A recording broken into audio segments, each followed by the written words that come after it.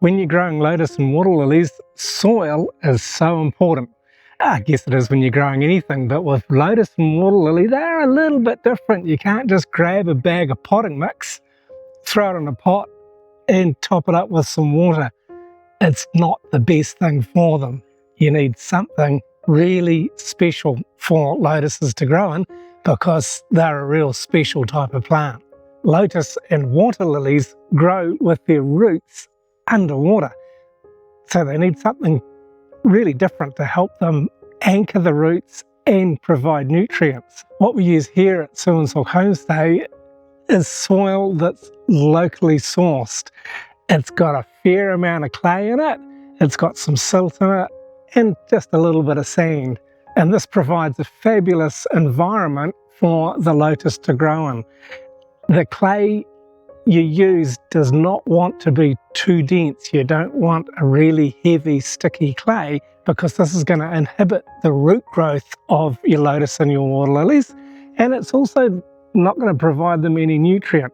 So what you need is a mix that's got about 50 or 60% of clay, but a clay that's not too heavy, and then 20 or 30% of silt, and then about 10 or 20% of sand. Sometimes that's not even necessary.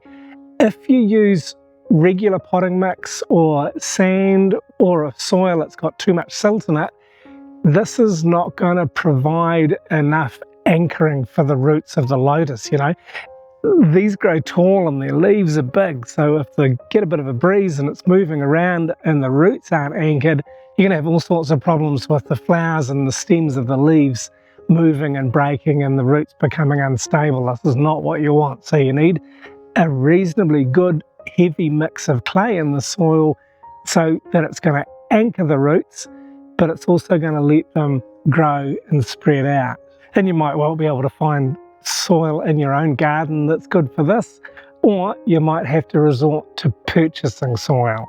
Quite often in garden centres, you'll be able to buy a soil that's designed for aquatic plants. And for lotus and water lily, you're looking for something that's pre-charged, that's probably got a 10, 14, 8 mix, and is, that mix that's designed to help keep the roots anchored.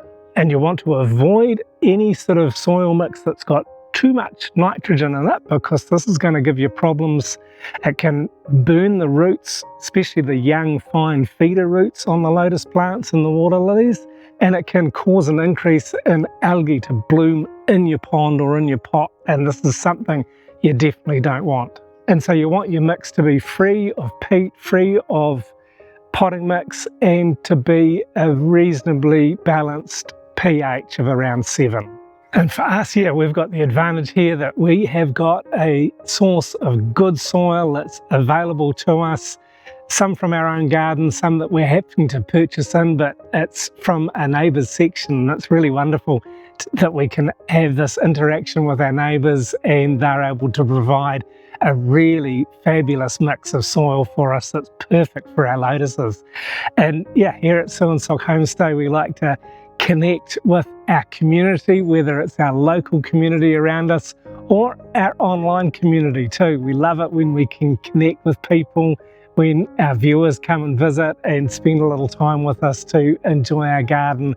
We can share our passion and maybe some of our knowledge as well. And this is something that we really enjoy, is to have guests come to our homestay who really appreciate and enjoy and want to learn from being in the fabulous tranquil garden that we've got here at Suan Sook. So if you're in and around Northern Thailand, please drop us a line and come and visit.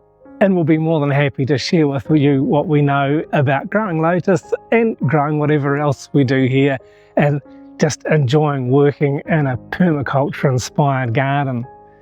And so just remember, for the lotus and water lily soil, you don't want potting mix, you don't want peat moss, you don't want sand, and you certainly don't want any soil that's being treated with herbicides or pesticides or anything like that. So we're quite confident that the soil we source locally is free of these things, and it is working extremely well in our lotus garden that we've started. And one other tip that I'd like to give you, because when you're using a soil like this, it doesn't really contain much goodness, so you've got to add this to it. When we're starting a new pot, a new bowl, or a new pond, we will add compost as our first layer, maybe just 20% or so, and then we'll add the soil. And the heavy soil will keep the compost underneath, so it's not going to come out, it's not going to be ending up floating around in your pond or in your pot, because the clay is keeping it down. And we're also introducing compost into our ponds and into our bowls,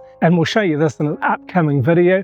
I'll leave the link here when it's done. And thanks very much for watching this one all the way through.